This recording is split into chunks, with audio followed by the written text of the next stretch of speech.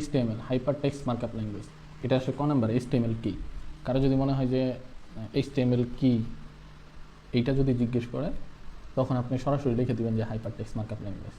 এটা যদি ক নাম্বারে আসে এতটুকু লিখলে এনাফ। অথবা চাইলে বাংলাটুকু লিখে দিতে পারেন যে HTML হলো ওয়েব পেজ তৈরির জন্য ব্যবহৃত একটি টেক্সট ভিত্তিক মার্কআপ ল্যাঙ্গুয়েজ। HTML এর ধারণা, কনসেপ্ট অফ HTML, অর্থাৎ আপনি যা লিখবেন তাই সে বুঝবে। এই ভাষাটা হলো এরকম, আমরা যেরকম মানুষ আওয়াজ করে কথা বলি, এরকম করে কথা বললে কম্পিউটার বুঝবে না। বা কোনো কিছু চিত্র আঁকা দিবেন, এটাও কম্পিউটার সরাসরি বুঝবে না। তাহলে কম্পিউটারকে বোঝাইতে হলে কী করা লাগবে? এটাকে লিখতে হবে। আমরা যেরকম একটা বিষয় সম্পর্কে যদি ওটা ডিটেলসে ব্যাখ্যা করে লিখি, অন্যজন পড়ে কিন্তু সেটা বুঝতে পারবে যে আসলে এটা এই বিষয়ে বা এইভাবে এই কাজটা করা হয়েছে। ঠিক ওই একই রকমভাবে যদি আমরা কম্পিউটারকে লিখে লিখে বলি, সেই লিখে লিখে বলাটাকেই বলা হয় টেক্সট ভিত্তিক মার্কআপ ভাষা। অর্থাৎ HTML হলো একটি টেক্সট ভিত্তিক মার্কআপ ভাষা। এখন মার্কআপ ভাষা মানে কি? আমরা যে মানুষ বাংলা বা ইংরেজি বা আরবি কথা বলি, এইটা আসলে সরাসরি ভাষা, এটা সবাই বুঝতে পারে। এটার একটা নিজস্ব নিয়মে আমরা কথা বলি, কিন্তু আমরা যেভাবে বুঝি কম্পিউটার সেইভাবে বুঝবে না। কম্পিউটার নির্দিষ্ট একটা ভাষাতে অভ্যস্ত, আমরা যদি কেউ ওইভাবে তাকে বলতে পারি তাহলে একমাত্র সে বুঝতে পারবে। এই জন্য এটার নাম দেওয়া হয়েছে মার্কআপ ভাষা। যে এটা আমরা যে সাধারণ মানুষ কথা বলি যেভাবে, এইভাবে বললে কম্পিউটার আসলে বুঝবে না। তাকে বোঝানোর জন্য বিশেষ একটা নিয়ম বা রীতিনীতি আছে, সেই নিয়ম বা রীতিনীতিকেই বলা হয় মার্কআপ ভাষা। ঠিক আছে, আশা করি যে টেক্সট ভিত্তিক এবং মার্কআপ ভাষাটা ক্লিয়ার। এইটা হয়েছে কি 1990 সালের বিশ্ববিখ্যাত কম্পিউটার বিজ্ঞানী টিম বার্নার্স-লি, এই ব্যক্তিটার নাম, বিজ্ঞানীটার নাম, এটি উদ্ভাবন করে। অর্থাৎ এই যে ভাষাটা যেটা বললে কম্পিউটার বুঝবে বা ওয়েব পেজ তৈরি করার যে ভাষাটা, সেটাই তৈরি করে বা আবিষ্কার করে বা নিয়মগুলা তৈরি করে এই টিম বার্নার্স-লি নামের ব্যক্তি, যেটা হলো 1990 সালের। HTML ফাইলের এক্সটেনশন সাধারণত .html হয়। দেখেন, আমরা যদি কোনো অডিও ফাইল লিখি তাহলে আমরা সেটা শেষে থাকে হলো .mp3, যদি ভিডিও থাকে তাহলে .mp4, যদি থাকে অন্যান্য ছবি তাহলে .jpg .png, এগুলো আমরা ইউজ করি। তো HTML ভাষার জন্য আমাদের লিখতে হয়, ফাইলটা যখন আমাদের কম্পিউটারে সেভ করব তখন একটা নাম দেওয়ার পরে সেই নামের শেষে দিতে হবে .html, অর্থাৎ ওইটা HTML ফাইল হয়ে গেল। অথবা চাইলে .html এইভাবেও লেখা যায়, HTML বা HTML। এখন MCQতে আসলো যে নিচের কোনটি HTML ভাষার এক্সটেনশন, তখন কিন্তু আপনার এটা দেখে বুঝতে হবে HTML না থেকে আপনার MCQতে আছে সেই অপশনগুলোতে যে HTML, তাহলে ওইটাও কিন্তু HTML ভাষারই একটা অংশ, এটা বুঝতে হবে। এই HTML এখান থেকে HTML ব্যবহার করে ওয়েব পেজকে টেক্সট মানে কোনো লেখা অথবা কোনো ছবি বা অডিও, কোনো ভিডিও বা গ্রাফিক্স, কোনো চিত্র, ঠিক আছে, বা অ্যানিমেশন সহ বিভিন্ন মাল্টিমিডিয়া উপাদান খুব সহজে যুক্ত করা যায়। অর্থাৎ একটা কম্পিউটারকে দিবেন এই জিনিসগুলো, যে কোনো ছবি, অ্যানিমেশন, এগুলো যদি অ্যাড করা যায় খুব সহজেই। এটি মূলত বিভিন্ন মার্কআপ ট্যাগের সমষ্টি। মার্কআপ ট্যাগ কি? যা পূর্ব নির্ধারিত, একটু আগে এটা আমরা বলছি যে মার্কআপ মানে হলো পূর্ব নির্ধারিত একটা নিয়ম, যে নিয়ম কম্পিউটার আগে থেকেই বোঝে। আমরা যদি কম্পিউটারকে বলি যে এইটা এটা এই নিয়ম, তখন সে পূর্ব নির্ধারিত যে কথাগুলো দেওয়া আছে তাকে সে সেটা বুঝে নেবে। এটাই হলো মার্কআপ ল্যাঙ্গুয়েজ, যে নতুন করে না, এখন যেটা আছে আগে নির্ধারিত সেটাই সে বুঝতে পারবে। আচ্ছা, এই মার্কআপ ট্যাগের সমষ্টি যা ওয়েব পেজে ব্রাউজারকে নির্দেশ দেয় যে কীভাবে পেজের উপাদানগুলো প্রদর্শন করা হবে। অর্থাৎ আপনি যা যা লিখবেন কম্পিউটার ওইটা আগে বুঝবে, বোঝার পরে সেই অনুযায়ী সেটা আপনার সামনে প্রদর্শিত হবে। আচ্ছা, এরপরের স্টেপ। HTML এর প্রাথমিক উদ্দেশ্য ছিল বৈজ্ঞানিক তথ্য ও গবেষণার উপাত্ত দ্রুত এবং সহজে বিশ্বের বিভিন্ন স্থানে আদান প্রদান করা। অর্থাৎ HTML ভাষাটা এই জন্যই তারা বিজ্ঞানীরা তৈরি করছিল যে একটি দেশের উদ্ভাবিত কোনো তথ্য বা বিভিন্ন জিনিস সম্পর্কে বা গবেষণা করে যে রেজাল্টটা পাওয়া যায় সেটা অন্যান্য দেশের বিজ্ঞানীদের মধ্যে আদান প্রদান করা, এটা ছিল প্রাথমিক উদ্দেশ্য। 1990 সালের NCSA কর্তৃক নির্মিত মোজাইক ব্রাউজারের মাধ্যমে এই HTML ব্যাপক জনপ্রিয়তা পায়। অর্থাৎ একটা ব্রাউজারের মাধ্যমে এটা যখন তথ্য আদান প্রদান করা যাচ্ছে বিভিন্ন দেশে ইন্টারনেট ব্যবহার করে, এটা খুবই জনপ্রিয়তা পায়। এরপর 1997 সালের ওয়েব স্ট্যান্ডার্ড সংস্থা, যারা আর কি এই ওয়েবসাইট নিয়ন্ত্রণ করে, নিয়ম কানুন তৈরি করে, W3C অর্থাৎ ওয়ার্ল্ড ওয়াইড ওয়েব কনসার্টিয়াম বা HTML3 নামের একটা প্রথম ভার্সন নিয়ে আসে, যে HTML ভাষার আমাদের কিছু নিয়ম নীতি নিয়ে আসে, যেটা হলো 1997 সালে। পরবর্তীতে HTML4 4.2 প্রকাশ করে। তারপরে 2010 সালে আমাদের আসে হলো HTML5, যা আধুনিক। ধরেন 10-এর আগে আমরা শুধু দেখতে পারতাম যে কম্পিউটার বা ল্যাপটপে বিশেষ শুধু ইন্টারনেট বা ব্রাউজিং করা যায়, কিন্তু 10-এর পরে যখন আমাদের হাতে স্মার্টফোন আসা শুরু করলো, তারপরে ধরেন যে ট্যাবলেট আসা শুরু করলো, তারপরে ধরেন যে ঘড়ি আসা শুরু করলো, এখন এখন বর্তমান সময়ে ঘড়ি, এখন দেখেন কম্পিউটারের জন্য যত বড় স্ক্রিনে যত বড় লেখা দেখা দরকার, একটা ঘড়িতে তো অত বড় স্ক্রিন না, তো ওই লেখাগুলো ছোট করে দেখাতে হবে, ওইখানের যে ছবিগুলো আছে এগুলো আকার ছোট হয়ে যাবে। এই যে একটা সিস্টেম, এই সিস্টেমটায় আপডেট করার প্রয়োজন হয়, তখন 2010 সালের এই HTML5 স্ট্যান্ডার্ডটা নিয়ে আসে যে বিভিন্ন ডিভাইসে যেন বিভিন্ন রকমের লেখা ছোট বড় অটোমেটিক্যালি দেখায়। এইটা একটা আপডেট নিয়ে আসে HTML5-এর 2010-এ, যেটা এখন পর্যন্ত আমরা বর্তমানে ব্যবহার করে থাকি। অন্যান্য মোবাইল ডিভাইসের প্রয়োজনীয়তা বিবেচনা করে রেখে উন্নত ফিচার এবং ক্ষমতা নিয়ে আসে। 2017 সালের এই 5.2 সংস্করণ প্রকাশিত হয়, যা HTML5-এর একটি উন্নত সংস্করণ। বর্তমানে HTML5 এবং এর আপডেট সংস্করণ লিভিং স্ট্যান্ডার্ড হিসাবে নিয়মিত আপডেট পাচ্ছে, অর্থাৎ HTML5টাই এখন পর্যন্ত প্রতিনিয়ত আপডেট পাচ্ছে। যেমন চশমার জন্য আমরা যদি ফেসবুক ব্যবহার করতে চাই, তাহলে কম্পিউটারের মতো তো আর ওইটুকু স্ক্রিনে হবে না, হয়তো বা এর থেকে বড় করতে হবে বা ছোট করতে হবে। তাইলে তার জন্য যে একটা লেখার ফ্রন্টগুলো অটোমেটিক্যালি ছোট বড় হবে, একটা যে নিয়ম থাকা দরকার, সেই নিয়মগুলোকে একটা আপডেট করা প্রয়োজন ভাষাগুলো, সেটাই এখন পর্যন্ত হচ্ছে HTML5-এ ওয়েব ডেভেলপমেন্ট প্রধান প্ল্যাটফর্ম হিসেবে বিবেচিত। আচ্ছা, যাই হোক, এগুলো ছিল বর্ণনা HTML এর ধরেন কেন আসছে, কিভাবে আসছে। HTML এর কিছু সুবিধা আছে, এটা শেখা সহজ, সব ধরনের ব্রাউজার বা ফ্রি এডিটর সমর্থন করে, মানে যে কোনো ব্রাউজার থেকে এটা আপনি এডিট করতে পারবেন, ব্যবহার করতে পারবেন। অডিও, ভিডিও, ফর্ম ইত্যাদি সহজে যোগ করা যায়। CSS, জাভাস্ক্রিপ্ট দ্রুত লোড হয়। সাধারণ পেজের জন্য অনেক কোড লাগে, অর্থাৎ দেখেন এখানে কিন্তু অনেক কিছু লেখা লাগে, সেই অনুযায়ী যে অন্যান্য ওয়েবসাইট তৈরির ভাষা আছে, পাইথন, লারাভেল, C++, এগুলোর জন্য আসলে এত কিছু লেখা লাগে না, অল্প লিখলেই হয়ে যায়। HTML-এ এটার জন্য অনেক কিছু লিখতে হয়, এটা একটা সমস্যা। ডাইনামিক পেজ তৈরি করা যায় না। ডাইনামিক বলতে ধরেন যে আপনি যে আপলোড দিবেন সেটা অটোমেটিক্যালি কোড হবে, ভিউ গণনা করবে, এই করবে, এগুলো অটোমেটিক্যালি হয় না, এর জন্য অন্যান্য ভাষা অ্যাড করতে হয়, জাভাস্ক্রিপ্ট, পাইথন, এগুলো আর কি। শুধু স্ট্যাটিক পেজ তৈরি করা যায়। স্ট্যাটিক আর ডাইনামিকের মধ্যে পার্থক্য কি? স্ট্যাটিক হলো যেটা পূর্ব নির্ধারিত, ওইটাই শুধু আপনি দেখতে পারবেন, এটাকে পরিবর্তন করা যাবে না, এটাকে বলা হয় স্ট্যাটিক। আর যেটা ডাইনামিক, আমরা ফেসবুকের ছবি আপলোড করি, প্রোফাইল পিকচার চেঞ্জ করি, পোস্ট করি, এগুলো হলো ডাইনামিক ওয়েবসাইটের অংশ। তো HTML ব্যবহার করে শুধু স্ট্যাটিক ওয়েবসাইট তৈরি করা যায়। ডাইনামিক যদি আপনি চান, বহুবিধ যদি ব্যবহার করতে চান, তাহলে সেক্ষেত্রে অন্যান্য ভাষার সহায়তা নেওয়া লাগবে। নিরাপত্তা ব্যবস্থা দুর্বল, তারপরে ধরেন বড় পেজে কাজ করা জটিল, 100-200 পৃষ্ঠা করতে গেলে প্রতি পৃষ্ঠার জন্য যদি আপনি HTML ভাষা লিখেন একটু জটিল। এই টিম বার্নার্স-লি সম্পর্কে বর্ণনা আছে যে টিম বার্নার্স-লি ছিলেন একটি CERN-এর একজন পদার্থবিদ ও গবেষক। তিনি এই 1989 সালের হাইপারটেক্সট ফরম্যাট ধারণা দেন। হাইপারটেক্সট বলতে কি? একটা লিখিত লিঙ্ক থাকবে, সেই লিঙ্কে ক্লিক করলে নির্ধারিত গন্তব্যে পৌঁছা যাবে, এরকম আর কি, যা তথ্য আদান প্রদানের নতুন দিগন্ত খুলে দেয়। 1990 সালে তিনি HTTP, হাইপারটেক্সট ট্রান্সফার প্রোটোকল, একটা নির্দিষ্ট নিয়মের মাধ্যমে তথ্য আদান প্রদান করা, সেই প্রোটোকলের তৈরি করে। এরপরে আছে domain name system. Domain name কি জানা? ওই যে আমরা বলছিলাম IP অ্যাড্রেস, যেরকম আমাদের মোবাইল নাম্বার মনে রাখা কঠিন, ওরকম ওয়েবসাইটেরও একটা IP অ্যাড্রেস থাকে যেটা মনে রাখা কঠিন। তার বিপরীতে যে নাম ব্যবহার করা হয়, যেমন facebook.com, youtube.com, এইগুলোর জন্য একটা যে নাম ব্যবহার করা হচ্ছে প্রতিটা ওয়েবসাইটের, এটাকে বলা হয় ডোমেইন নেম, যা ওয়েব পেজের ইউনিক লিঙ্ক হিসেবে রূপ দেয়। এই প্রযুক্তির ভিত্তিতে তৈরি হয় HTML, যা ওয়েব পেজ নির্মাণে মূল ভিত্তি, মানে একটা ওয়েবসাইট তৈরি করতে গেলে এটা হলো প্রধান কাঠামো। এর ভিতরে অন্যান্য ভাষাগুলো অ্যাড করে বিভিন্ন ধরনের সিস্টেম অ্যাড করা যায়। 1991 সালের HTML এর আন্তর্জাতিক পর্যায়ে পরিচিতি পায়, মানে এটা সবাই ব্যবহার করা শুরু করে বিভিন্ন দেশ থেকে, এই জন্য এটা আন্তর্জাতিক পর্যায়ে পরিচিতি পায়। তাই টিম বার্নার্স-লিকে ওয়েবের জনক বলা হয়। এখন এটা ওয়েন থেকে আসে, ওয়েবের জনককে টিম বার্নার্স-লি। এখন আমরা বুঝলাম HTML ভাষার এই সেই হাবিজাবি অনেক কিছু শিখতে হয়। এখন আপনার যেটা লাগবে, এই HTML ভাষা শেখার জন্য 3টা জিনিস শেখা লাগে। 3টা জিনিস যদি আপনি ভালো করে বুঝেন, তাহলে আপাতত আপনি HTML সম্পর্কে পূর্ণ একটা ধারণা পাবেন। একটা হলো তার ট্যাগ, আমরা কি কি জিনিস সেটাও জানবো। মানে একটা ওয়েবসাইট তৈরি করতে গেলে 100, 200, 1000, 2 লাখ, 3 লাখ এরকম যত বড় আছে হাজার হাজার লাইন কোড লিখতে হয়। তো প্রতিটা লাইনে কি কি লেখা হয়েছে তা বোঝার জন্য আপনার এই 3টা বিষয় সম্পর্কে ধারণা লাগা লাগে। একটা হলো HTML ট্যাগ, 2 নাম্বারটা হলো তার অ্যাট্রিবিউট, 3 নাম্বারটা হলো তার এলিমেন্ট। এই কয়েকটা জিনিস আর কি। এই কয়েকটা জিনিস যদি কেউ বুঝেন তাহলে HTML ভাষাটা সহজ। এখন আমরা ট্যাগ সম্পর্কে জানবো। HTML ট্যাগ হলো বিশেষ ধরনের নির্দেশনা। তাইলে আমাদের MCQ-তে আসে HTML ট্যাগের কাজ কি? তাহলে HTML ট্যাগ ব্যবহার করে আমরা বিভিন্ন ধরনের নির্দেশনা প্রদান করি। এটা নির্দেশ দিতে হয়, এইটা হবে, এখানে ছবি অ্যাড হবে, এই লেখাটা মোটা হবে, এই লেখাটা গাঢ় হবে, তারপরে এই লেখাটা বাঁকা হবে, এই যে একটা নির্দেশ, সেই নির্দেশ দেয়, এই হলো ট্যাগ। আপনারা কোড ইতিপূর্বে যখন করছেন তখন কিন্তু দেখছেন আই ট্যাগ দিলে লেখাটা বাঁকা হয়ে গেছে, অর্থাৎ আই ট্যাগ দ্বারা নির্দেশ করা হয়েছে যে এই লেখাটা বাঁকা হবে, অর্থাৎ ট্যাগের কাজই হলো নির্দেশ দেওয়া। আচ্ছা, যা ওয়েব পেজের বিভিন্ন উপাদানকে চিহ্নিত করে এবং ব্রাউজারে সেগুলো কিভাবে প্রদর্শিত হবে তা নির্ধারণ করা হয়। বিভিন্ন উপাদান যেমন ছবি, লেখা, অডিও, ভিডিও, টেবিল এগুলোকে চিহ্নিত করবে এবং ব্রাউজারে সেই লেখাগুলো কিভাবে দেখাবে, সেই টেবিলটা কিভাবে দেখাবে, রো কলামগুলো নির্ধারণ করবে জাস্ট।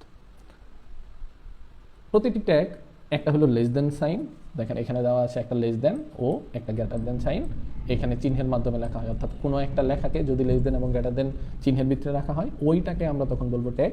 সাধারণত একটি ট্যাগের দুটি অংশ থাকে। সাধারণত কয়টা অংশ থাকে? দুইটা, একটা হলো ওপেনিং ট্যাগ আর একটা হলো ক্লোজিং ট্যাগ। যেখানে ক্লোজিং ট্যাগের শুরুতে একটা স্ল্যাশ ব্যবহার করা হয়, এই যে স্ল্যাশটা এখানে এরকম একটা স্ল্যাশ ব্যবহার করা হয়। ওপেনিং ক্লোজিং সেমই থাকবে, শুধু ক্লোজিংয়ের সময় সামনে একটা ওই ট্যাগের স্ল্যাশ ব্যবহার করা লাগবে। যেমন আমরা যদি লিখি, যেমন এখানে লিখলাম হলো পি, এই যে এখন এই যে পিটা লিখলাম, পি এখন আছে এটা ওপেনিং, যদি আমরা একটা স্ল্যাশ ব্যবহার করি তাহলে এটা হয়ে যাবে ক্লোজিং। এই সামনে আসবে আমাদের আলোচনা। HTML ট্যাগ সাধারণত দুই ধরনের হয়ে থাকে, মানে দুই প্রকার বলা চলে। একটা হলো কন্টেইনার ট্যাগ আর একটা হলো এমটি ট্যাগ। এখন কন্টেইনার ট্যাগ কি, এমটি ট্যাগ কি? কন্টেইনার মানে হলো যে ধারণ করতে পারে, কন্টেন্ট, কোনো বয়াম বা ধরনের যে জাহাজে যে মালামাল নিয়ে আসে বলে না এই কন্টেইনারের ভিতরে এসে আছে, তো যে কোনো কিছু ধারণ করতে পারে সেটাকে বলে আমরা কন্টেইনার ট্যাগ। আর এমটি মানে হলো ফাঁকা ট্যাগ। দেখেন কন্টেইনার ট্যাগটা আমরা পড়ি, এটি এমন এক ধরনের ট্যাগ, এই যে এটি এমন একটি HTML ট্যাগ যার ওপেনিং এবং ক্লোজিংয়ের দুটি অংশ থাকে। তাহলে এখানে বুঝতে হবে যে কন্টেইনার ট্যাগ কি। এটা যদি কোশ্চেনে আসে MCQ-তে বা ক নাম্বারে বেশি আসে যে কন্টেইনার ট্যাগ কি বা কাকে বলে, তাহলে যে ট্যাগের শুরু ওপেনিং বা ক্লোজিং থাকে বা শুরু বা শেষ থাকে তাকে আমরা বলি কন্টেইনার ট্যাগ। এইভাবে আমরা উত্তর দিতে পারি। এর মধ্যে টেক্সট, ছবি বা অন্যান্য উপাদান থাকতে পারে, যেমন পি ট্যাগ। এই যে পি একটা ট্যাগ। ডিপ, বিভিন্ন অংশে, ধরেন একটা পৃষ্ঠাকে আমরা যদি 2-3টা অংশে বিভক্ত করি, যেমন আপনি 4-5 লাইন লিখছেন হলো বাংলা লেখার পরে ধরেন আপনার অন্য নিচে খাতা আছে অর্ধেক, তখন আপনি কি করবেন, ওইখানে ইংলিশ লিখবেন। তাহলে মাঝখানে আমরা দাগ দিই, ইংলিশ লিখছেন 4-5 লাইন, তারপরে আবার জায়গা আছে তো ওইখানে হয়তো বা নিচে জায়গা আরেকটা দাগ দিয়ে আপনি ICT বিষয়ে লিখতে পারেন। তাহলে একটা পৃষ্ঠাকে যদি একাধিক খণ্ডে বিভক্তিত করা হয়, আলাদা আলাদাভাবে কাজ করা হয়, সেটা হলো ডিপ ট্যাগের কাজ। এটা জানবেন ডিপ ট্যাগ কি। আরেকটা হলো হেডার ট্যাগ। হেডার ট্যাগ বলতে H1 থেকে H6 এগুলো সামনে আসবে। দেখেন এমটি ট্যাগ কি? তাইলে এটি হলো এমন একটি HTML ট্যাগ যার আলাদা কোনো ক্লোজিং ট্যাগ থাকে না। তার মানে কি, এটা শুধু ওপেনিং থাকবে। প্রশ্নে আসলো ক নাম্বারে যে এমটি ট্যাগ কি, তাহলে যে ট্যাগের শুরু আছে শেষ নাই বা ওপেনিং আছে ক্লোজিং নাই তাকে আমরা বলতে পারি এমটি ট্যাগ। এটি নিজেই সম্পূর্ণ, মানে এটার কোনো ক্লোজিং ট্যাগ লাগে না, নিজেই একটা কাজ একাই সম্পন্ন করতে পারে, এরকম একটা ট্যাগ। এটা হলো তার বৈশিষ্ট্য। এবং সাধারণত কোনো কন্টেন্ট না রেখে নির্দিষ্ট কাজ করে, কোনো কন্টেন্ট রাখবে না। যেমন কি লাইন ব্রেক করা, লাইন ব্রেক করলে তোর কাজ শেষ, আর তো কোনো কাজ নাই।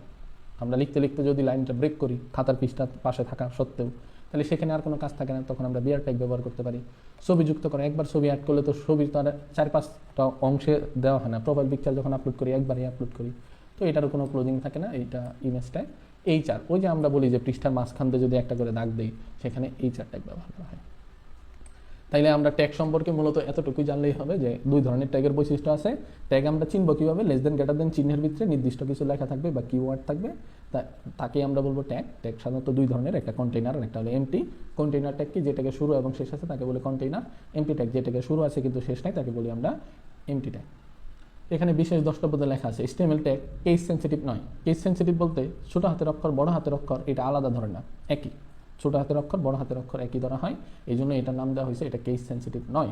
অর্থাৎ ওয়েব পেজ তৈরি করার সময় তোমরা চাইলে, মানে আমরা যদি চাই ট্যাগগুলোকে বড় হাতের অক্ষর আপার কেসেও লিখতে পারি, অথবা ছোট হাতের অক্ষর বা লোয়ার কেসেও লিখতে পারি, বা উভয় মিশ্রণ ব্যবহার করেও লিখতে পারি। অর্থাৎ আমাদের তো অভ্যাস যে HTML লিখতে গেলে এইচটা দিব বড় হাতের, TML দিব ছোট হাতের অক্ষর, চাইলে এইভাবে লিখতে পারবেন, সমস্যা নেই, কম্পিউটার সেটা বুঝতে পারবে। তবে ওয়েব ওয়াইড ওয়েব মানে W3C কনসোর্টিয়াম এরা কি করছে, একটা সুপারিশ করে যে, মানে তারা একটা নিয়ম বলে দিছে যে এক একজন যদি এক এক রকমভাবে বলে তাহলে তো সেটা উল্টাপাল্টা বেশি মনে হবে। যে ওয়েব পেজের মান ও সামঞ্জস্যতা বজায় রাখতে সমস্ত HTML ট্যাগ ছোট হাতের অক্ষরে লেখা উচিত।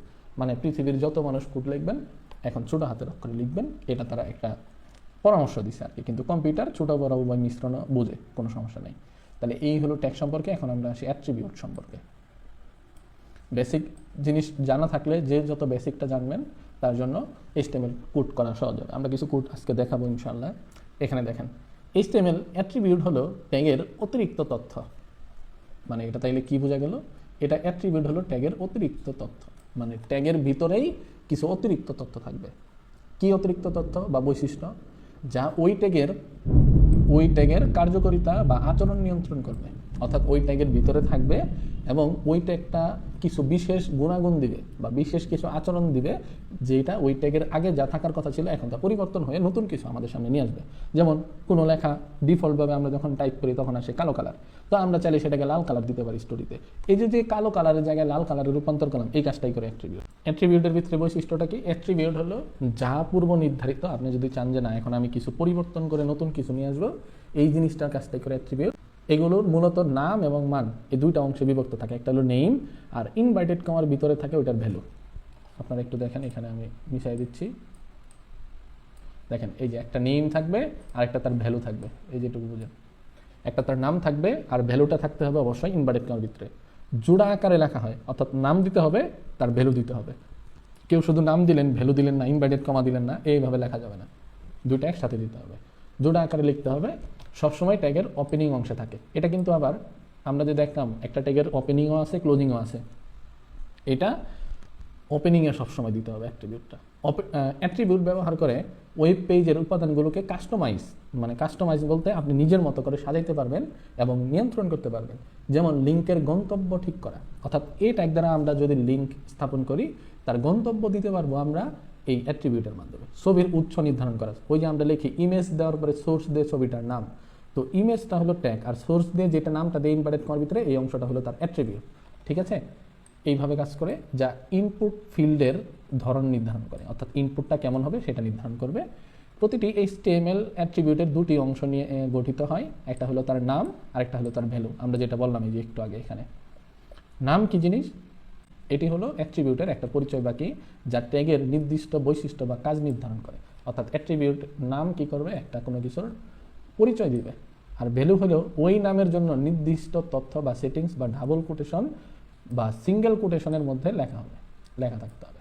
অর্থাৎ আপনি যেটা লিখবেন ওইটা ভ্যালুটা ডাবল কোটেশনের মধ্যেও দিতে পারেন অথবা সিঙ্গেল কোটেশনের মধ্যেও দিতে পারেন, তবে আপনারা ডাবল কোটেশনের মধ্যে দিবেন, এটাই আমাদের আর কি কাম্য। ঠিক আছে, সবাই ডাবল কোটেশনের মধ্যেই দিবেন, এটা ভালো হবে। তাহলে পাশে একটা উদাহরণ দেখি আগে। পি হলো একটা ট্যাগ, আমরা শুরু করলাম, এই ট্যাগটা কোন পর্যন্ত, এই যে এই পর্যন্ত, কিন্তু এই যে এই পাশের অ্যাঙ্গেল ব্র্যাকেট পর্যন্ত। তাহলে এর ভিতরে যে বাড়তি অংশটা ব্যবহার করছি আমরা এই যে জায়গাটাতে, এই বাড়তি অংশটাকে আমরা বলবো কি, তাইলে মাঝখানের বাড়তি অংশটাই হলো তার অ্যাট্রিবিউট। তাহলে দেখেন স্টাইল আমরা লিখলাম যে একটা অ্যাট্রিবিউট ব্যবহার করব, অ্যাট্রিবিউটের আবার দুইটা অংশ থাকে, একটা হলো তার নেম এবং তার ভ্যালু।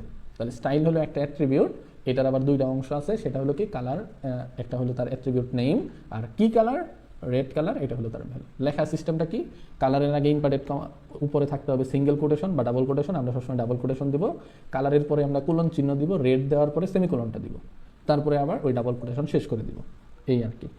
তারপরে আমরা দিব এই যে মাঝখানের অংশ, এটাকে বলা হয় এলিমেন্ট, যা আমরা আলোচনা করব। তাহলে এটা সবসময় ওপেনিংয়ে হয়, ক্লোজিংয়ে হয় না অ্যাট্রিবিউটটা, আর এখানে সোর্স দিয়ে বা যে কোনো কিছু দিয়ে অ্যাট্রিবিউট ব্যবহার করা যাবে।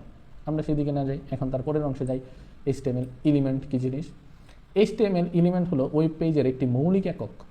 মৌলিক একক মানে কি, যেটা ছাড়া ওয়েব পেজ বোঝাই যাবে না যে কি, যা একটি ওপেনিং ট্যাগ, তার মধ্যে থাকা কন্টেন্ট এবং ক্লোজিং ট্যাগ নিয়ে গঠিত। তাহলে সেটা কীভাবে, এই লাইনটুকু একটু দেখেন।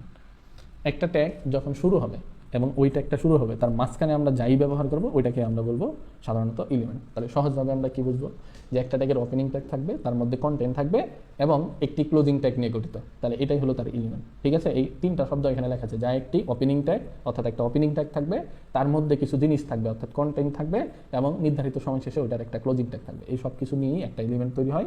প্রতিটি এলিমেন্ট ওয়েব ব্রাউজারে নির্দিষ্টভাবে কন্টেন্ট প্রদর্শন করে ও ফরম্যাট করায় নির্দেশ দেয়। যেমন কি এলিমেন্টের গুরুত্ব, ওপেনিং ট্যাগ, এলিমেন্টের শুরুতে অবশ্যই এরকম ওপেনিং ট্যাগ থাকতে হবে, DPH1 ইত্যাদি।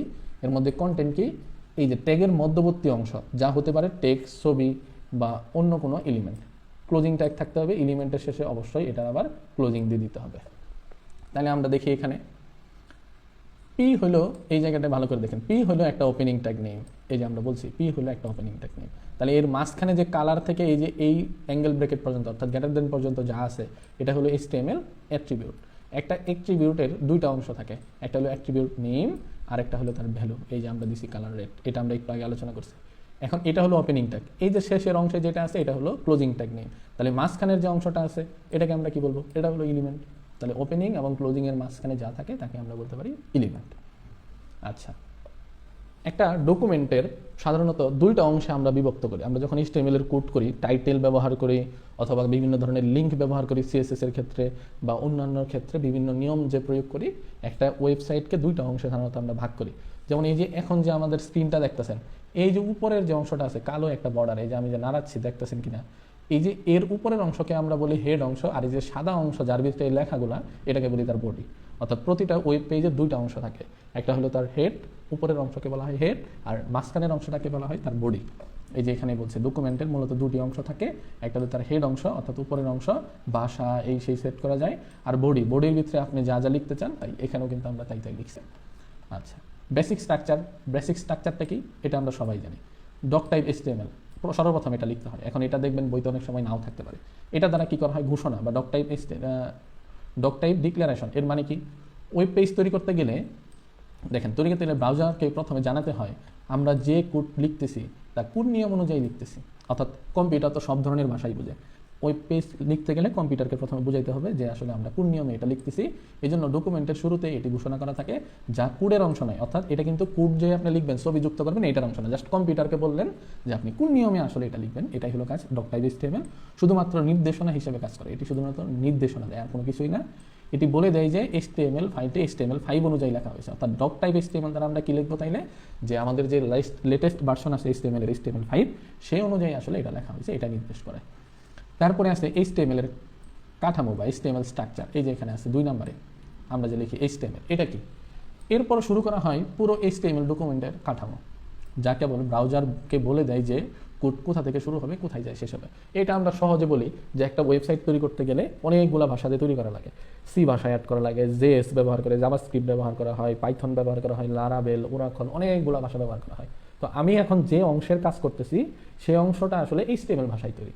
তো যেহেতু আমি HTML ভাষায় এই কোডটা লিখবো, এটা কম্পিউটারকে বলতে হবে যে না, আমি এখন সি দিয়েও কাজ করবো না, পাইথন ভাষা দিয়েও কাজ করবো না, এখন আমি HTML ভাষায় আমাদের ওয়েবসাইটটা তৈরি করতেছি। তো এর জন্য আমরা প্রথমেই বলে দিব যে আমি HTML ভাষার কোড লিখবো। এই কাঠামোর ভিতরে পুরো ওয়েব পেজের যে সকল বিষয় বা উপাদানগুলো এটির ভিতরে থাকবে। এটি হলো ওয়েব পেজের তৈরির ফ্রেমওয়ার্ক। অর্থাৎ HTML ভাষায় আপনার যে পরীক্ষাটা দিবে ইন্টারমিডিয়েটের SSC-তে, তখন যে প্রশ্নটা দিবে ওটা অবশ্যই HTML কোড করতে বলবে। তো HTML কোড করতে গেলে প্রথমে 2 নম্বরে আপনি যেটা দেবেন HTML, কারণ আপনি HTML ভাষায় কোড করবেন এই জন্য। এরপরে আমরা দিই হেড অংশ। এই যে হেড অংশের ভিতরে আবার ক্লোজিং আছে, এখানে দেখেন ডান পাশে। হেড অংশের ভিতরে কাজ কি? হেড অংশ আমরা কি বলছি, একটু আগে যে বললাম, এই যে উপরের যে কালো অংশটা আছে এটাকে বলি আমরা হেড অংশ, আর এই যে যেখানে আমাদের লেখাগুলো দেখা যাচ্ছে এটাকে বলি আমরা বডির অংশ। তো এখন আমরা উপরের অংশ নিয়ে আলোচনা করব, বডির অংশ পরে। তো হেড অংশ HTML কাঠামোর প্রথম অংশে রাখা হয় এমন তথ্য, যেমন আপনি বডি, এটা তো নিচে, আগে তাহলে মাথার অংশের কাজ করবেন, এই জন্য এটা হেড অংশের ভিতরে দিতে হয়, যা সরাসরি স্ক্রিনে দেখা যায় না। অর্থাৎ আপনার যে সাদা অংশটা আছে এটাকে যদি স্ক্রিন বিবেচনা করা হয় এর ভিতরে দেখা যাবে না, কিন্তু ওয়েবসাইটের কাজের জন্য অত্যাবশ্যক। একটা ওয়েবসাইট তৈরি করতে গেলে এটা লাগবে। যেমন ওয়েবসাইটের শিরোনাম, আপনি যদি চান, এই যে এখানে লেখা আছে যে চ্যাপ্টার 4 sheet.pdf, এখানে যে লেখাটা আছে এই লেখাটার কাজটাই করে এই শিরোনাম। ভাষা, আপনি ওয়েবসাইটটা কী ভাষায় তৈরি করবেন, ইংরেজি নাকি অন্য কোনো ভাষায়, সেটা নির্ধারণ করা যায়। ডিজাইন নির্দেশনা, কোনটার কী কালার হবে, এগুলা ব্রাউজারের প্রয়োজনীয় তথ্য। একটা ব্রাউজার কী কী বুঝবে আপনার এই কোড দ্বারা, সেই ধরনের তথ্য দেওয়া যাবে। এই অংশকে হেড বা মাথার অংশ বলা হয়, যা ওয়েবসাইটের আড়ালে তথ্য বহন করে। অর্থাৎ এই যে উপরের অংশ তথ্য, যেটা সাধারণত দেখা যায় না, এরকম তথ্য বহন করে, এটা হেড অংশ। এই যে এর ভিতরে আমরা লিখছি টাইটেল, হেড। এই যে ডান পাশে 3 নাম্বার দিয়ে লিখছি হেড, এর ভিতরে দিচ্ছি টাইটেল ওপেন, ডট দিয়ে টাইটেলটা ক্লোজ করে দিছি। অর্থাৎ টাইটেলের ভিতরে আপনি যে লেখাটা দিবেন, এই যে উপরে যে আমরা চ্যাপ্টার 4 sheet.pdf, এই যে এরকম একটা লেখা আপনি চাইলে এর ভিতরে লিখতে পারবেন। আমরা এটা কোড করে দেখাবো, সমস্যা নেই। এখন আমাদের উপরের অংশের কাজ শেষ, এখন আসি বডির অংশে, 4 নম্বর টপিক। এই যে এখান থেকে বডি ক্লোজ পর্যন্ত, এখানে আমরা ডান পাশে লিখে দিছি এটা হলো প্রশ্নের কাজ করবে। প্রশ্নের কাজটা কি? অর্থাৎ আপনার প্রশ্নে যে ধরনের কথা দেওয়া থাকবে, একটা ছবি যুক্ত করো, কিছু লেখা লেখো, টেবিল বানাও, বা যাই কিছু করো টেক্সট ফরম্যাটিংয়ের, সেইগুলো বিষয় এখন লিখতে হবে। বডির অংশ এখানে আমরা পড়ি। কাঠামোর দ্বিতীয় অংশে, অর্থাৎ প্রথম অংশ হলো হেড আর দ্বিতীয় অংশ হলো বডি, থাকে ব্যবহারকারীর জন্য দৃশ্যমান সব বিষয়বস্তু। অর্থাৎ একজন ব্যবহারকারী এই বডির ভিতরে যা লিখবে তার স্ক্রিনে, মোবাইলের স্ক্রিনে হোক, কম্পিউটার স্ক্রিনে হোক, সেটা দেখতে পাবে। এখানে লেখা, কোনো ধরনের শিরোনাম, ছবি, লিঙ্ক, ভিডিও বা তালিকা মানে লিস্ট ইত্যাদি অংশ থাকতে পারে। মানে আপনি যা যা চান আর কি, একটা ওয়েবসাইটে ফেসবুকে গেলে আপনার যা যা দেখতে পারেন সবই এই বডির অংশে থাকে। এটি হলো ওয়েবসাইটের মূল কন্টেন্ট, মানে একটা ওয়েবসাইট তৈরি করতে গেলে এটা হলো মূল বিষয় যা ব্যবহারকারীরা দেখতে পায়। এরপরে আছে বডি ক্লোজ। এখান থেকে আমরা বলি দৃশ্যমান কন্টেন্ট শেষ হলে বডি ট্যাগটি বন্ধ করতে হয়। অর্থাৎ যখন আপনার প্রশ্নের কাজ, একটা টেবিল তৈরি করতে বলছে, টেবিলের কাজটা করে ফেলছেন, লেখা শেষ, টেবিল ক্লোজ, তারপরে আপনার কোনো কিছু নাই, তখন বডি ক্লোজ। অর্থাৎ প্রশ্নে আপনার যা দিবে তা যদি সম্পূর্ণটাই লেখা শেষ হয়ে যায় তখন আমরা ক্লোজিং বডি, এখানে বি ও ডি ওয়াই হবে, ওটা বডি যেটা আছে এটা একটু কারেকশন করে নিন, যাতে ব্রাউজার বুঝতে পারে যে দৃশ্যমান অংশ এখানেই শেষ। অর্থাৎ এখন যা আপনি দেখাইতে চাইলেন ইউজারকে তা দেখানো শেষ, এটি না করলে ওই পেজ সঠিকভাবে প্রদর্শিত হয় না। অর্থাৎ ঠিকভাবে যদি আপনি চান 100%, তাহলে আপনার এটা ক্লোজিংটা দিতে হবে। এরপরে আছে 6 নম্বরে HTML শেষ। আমরা 6 নম্বরের নিয়মটা পড়বো HTML, ক্লোজিং HTML। সবশেষে পুরো HTML ডকুমেন্টটি বন্ধ করা হয়, যা নির্দেশ করে ডকুমেন্টের সব লেখা হয়ে গেছে। এটি HTML এর ডকুমেন্টের পরিসমাপ্তি। আচ্ছা, এটা আমরা সহজভাবে বলি। ধরেন আপনি HTML ভাষায় আর কিছু লিখবেন না, এখন যা লিখবেন CSS বা অন্যান্য ভাষা ব্যবহার করে। তাহলে HTML ভাষায় যে আপনার কোডটা শুরু হয়েছিল সেই HTML ভাষায় এখন এসে শেষ হইলো, এই জন্য আসলে আমরা এই HTML কোডটা শেষ করি। তাহলে একটা ওয়েবসাইটে আমরা যখন করব তখন দুইটা অংশ বিবেচনা করবো, একটা হলো তার হেড বা মাথার অংশ, আরেকটা হলো তার বডির অংশ। হেড অংশে সাধারণত টাইটেল বা বিভিন্ন ধরনের ডিজাইনের কাজ করা হয়, আর বডির অংশে আমরা কি করবো, যা প্রশ্নে দেওয়া থাকবে তা। তাহলে প্রথমে আমরা কি লিখবো, ডক টাইপ HTML, এর দ্বারা নির্দেশ করবে HTML5। অনেকগুলো ভাষার ভিতরে আমরা HTML ভাষায় কোড লিখবো, এই জন্য আমরা 2 নম্বরে দিব HTML। হেড অংশ যদি মাথার অংশের কোনো কাজ করতে চাই, কোনো লেখা বা কোনো ডিজাইন, তাহলে হেড দিয়ে ওইটা আমরা লিখে হেড ক্লোজ করে দেবো মাথার অংশের কাজ শেষ হয়ে গেলে। তারপরে আমাদের বডির অংশে আসবো, যেটা প্রশ্নে দেওয়া থাকবে, টেবিল হোক, ছবি হোক, যাই কিছু হোক, সেগুলো আমরা করে যখন প্রশ্নের কাজ শেষ হবে তখন আমরা বডিটা ক্লোজ করে দিব। তারপরে আমাদের পুরো HTML এর কাজ শেষ হয়ে গেলে HTML টা ক্লোজ করে দিব। এটা হলো বেসিক একটা স্ট্রাকচার। এখন আমরা রুলস একে আসি, এখান থেকে আসলে ম্যাথমেটিক্যাল পার্ট শুরু। Rules 1, use of title, P and BR tag, এই 3টা বিষয় এখানে জানবো রুলস 1-এ। টাইটেল ট্যাগ, এটা আমরা পড়ি 1 নম্বরে। টাইটেল ট্যাগ, টাইটেল ট্যাগ হলো HTML এর একটি গুরুত্বপূর্ণ ট্যাগ যা হেড অংশের ভিতরে লেখা থাকে। তাহলে এটা কোথায় থাকবে, আমরা যে একটু আগে বললাম যে এটা দুইটা অংশ, একটা হলো হেড আর একটা হলো তার বডি। তাহলে এটা কোথায় থাকবে, হেড অংশের ভিতরে। এটি ওয়েব পেজের শিরোনাম নির্ধারণ করে। অর্থাৎ এই যে একটু আগে আমরা বললাম চ্যাপ্টার 4 sheet.pdf, এরকম যে লেখাটা থাকবে সেটাই আর কি নির্ধারণ করবে, যা ব্রাউজারকে ট্যাবে, অর্থাৎ আমরা দেখেন এই যে ট্যাব জিনিসটাকে, এটা ভালো করে বুঝেন। এই যে প্লাস যে আছে উপরে, আমি যদি এখানে দেখেন মাউসের কার্সরটা যখন নিলাম, ওইখানে কি লেখা আছে, নিউ ট্যাব। দেখেন এখন কিন্তু নাই, কিন্তু আমরা যখন এই যে মাউসের কার্সরটা প্লাসের উপরে রাখলাম তখন দেখেন ওইখানে লেখা হলো নিউ ট্যাব। এই যে নিউ ট্যাব, এখানে লেখা আছে যে যা ব্রাউজারের ট্যাবে, অর্থাৎ ওই যে উপরের যে অংশটা বা উইন্ডোর শীর্ষে প্রদর্শিত হয়, অর্থাৎ ওই ট্যাবের জায়গাটাতে ওই লেখাটা হবে সার্চ ইঞ্জিনে পেজের পরিচিতি হিসেবে ব্যবহৃত হয়। অর্থাৎ এটা কি ধরনের, যেমন আমি এখন যেটা পড়তেছি, যে উপরে লেখা আছে চ্যাপ্টার 4 শীট, যে এটা চ্যাপ্টার, এই শীট যে চ্যাপ্টার 4 আছে সেটার একটা শীট পড়তেছি, এটা উপরে লেখা আছে, এই জন্য এটা আমরা দিয়ে দিলাম টাইটেল হিসেবে। সাধারণত টাইটেল ওই লেখাটা ডট ডট ডট এবং টাইটেল ক্লোজ, এটাই হলো তার ফরম্যাট। তাহলে টাইটেল সম্পর্কে আমরা বুঝলাম, এটা হেড অংশে থাকে উপরের অংশে। প্রশ্নে এখানে বুঝতে হবে, প্রশ্নে অনেক সময় হয় কি যে .html থাকে উপরে। আচ্ছা, এটা সামনে আসবে যখন, তখনই আমরা বলবো, নি সমস্যা না, এখন বলে জটিল মনে হবে। তাহলে এটা বুঝলাম, এটা হেড অংশের কাজ করে টাইটেলটা, বডির অংশে না। এখন আমরা পি ট্যাগ সম্পর্কে জানবো। পি ট্যাগ হলো HTML এ প্যারাগ্রাফ তৈরির জন্য ব্যবহৃত একটি ট্যাগ। প্যারাগ্রাফ বলতে কি, আমরা যখন কয়েকটা লাইন লিখি কোনো টপিক সম্পর্কে, বা একটা লাইন হোক বা 10টা লাইন হোক, ওইটাকে আমরা বলবো তখন প্যারাগ্রাফ। ঠিক আছে, যে ওটা হলো প্যারাগ্রাফ ট্যাগ।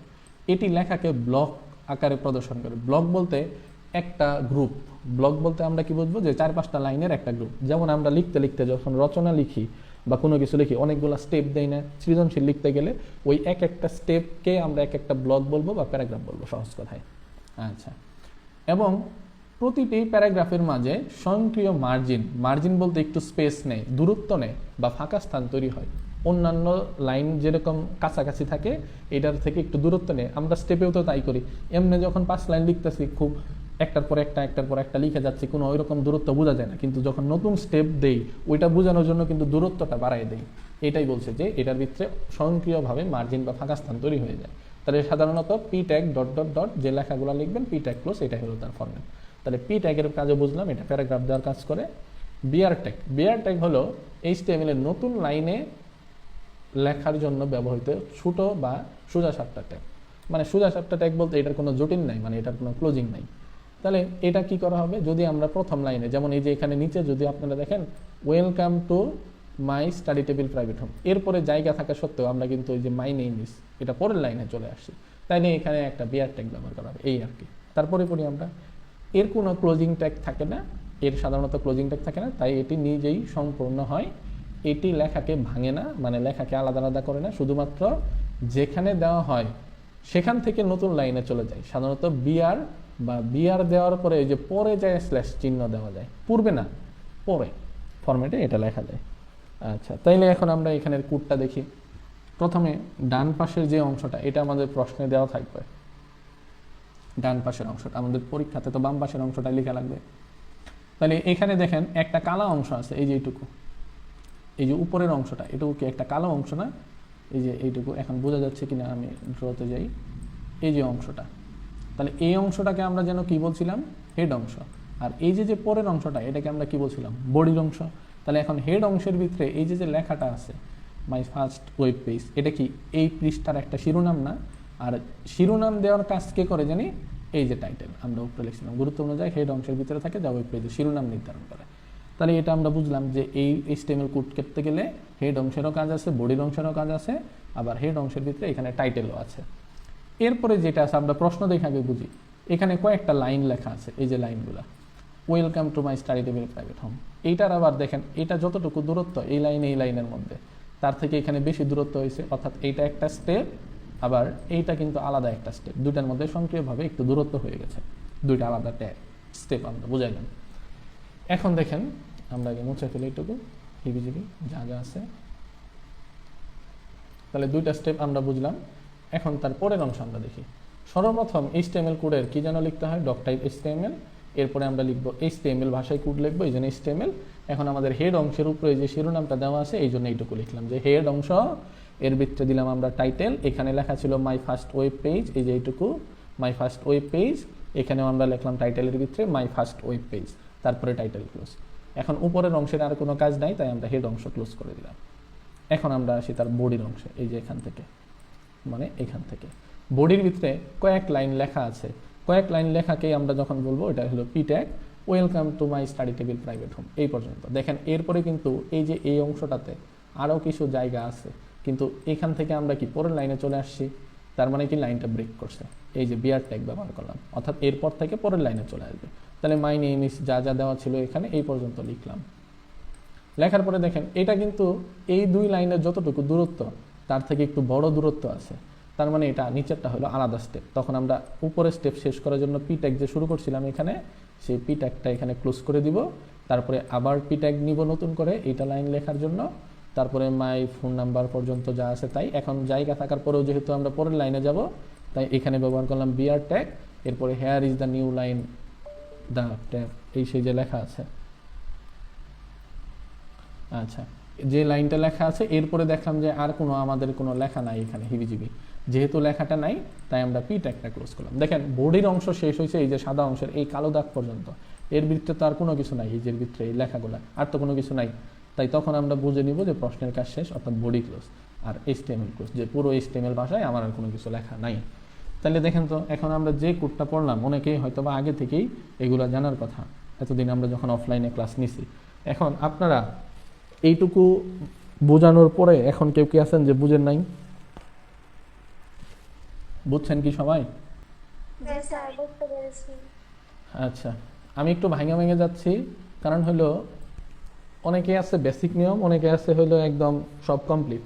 তো যে যে লেভেলেই থাকেন না কেন, বাংলাগুলা অফলাইনে এতগুলো পড়ানোর সুযোগ হয়ে সারে না, এই জন্য আমি এখানে আর কি বলে দিচ্ছি।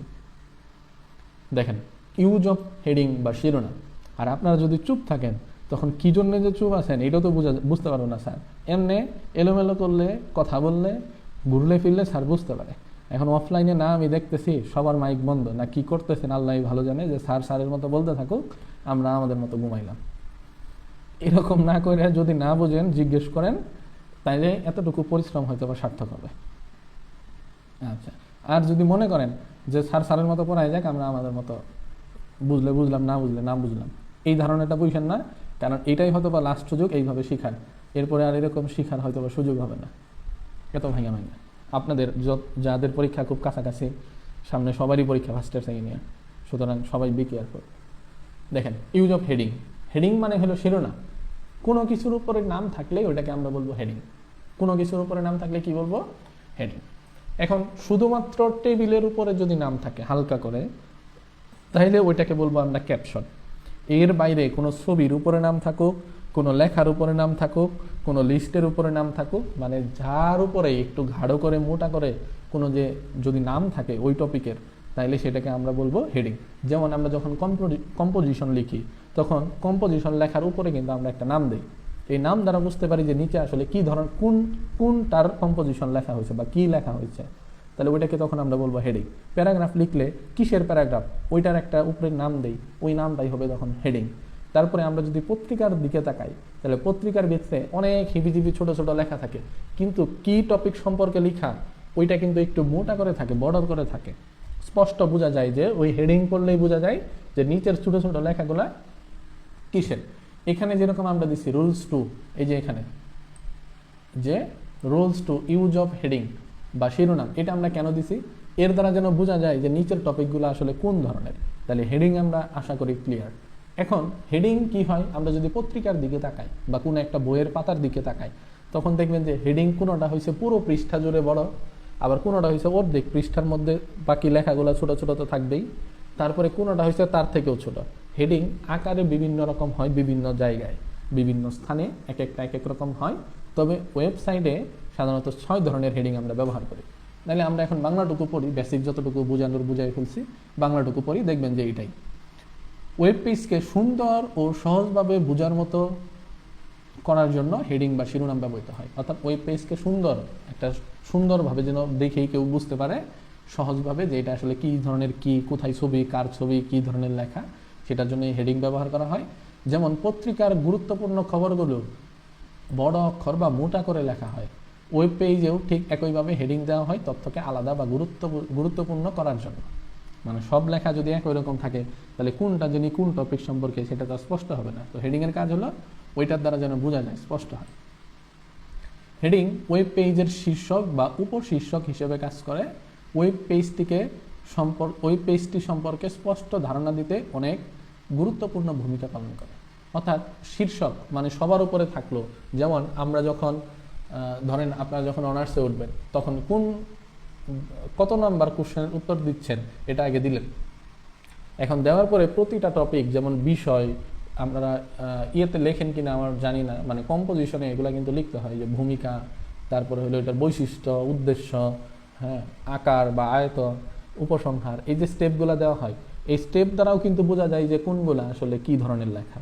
তাহলে উপরে যেটা লিখলেন ওটা হলো শীর্ষক, আর তারপরে প্রতিটা স্টেপের ওইখানে যে একটু গাঢ় করে একটু আলাদা রকম ভাবে দিলেন ওটা হলো তার উপশীর্ষক। ঠিক আছে, এইভাবে লেখা হয়, স্পষ্ট ধারণা দিতে গুরুত্বপূর্ণ ভূমিকা পালন করে। HTML এর 6টি হেডিং এলিমেন্ট আছে, 6টার মধ্যে H1, H2, H6 এই পর্যন্ত আর কি, লাস্ট H1 থেকে H6 পর্যন্ত, যার মধ্যে H1 হলো সব থেকে বড় আর H6 হলো সব থেকে ছোট হেডিং। কোনটির আকার কেমন তা জানার জন্য HTML কোড দেখানো হলো।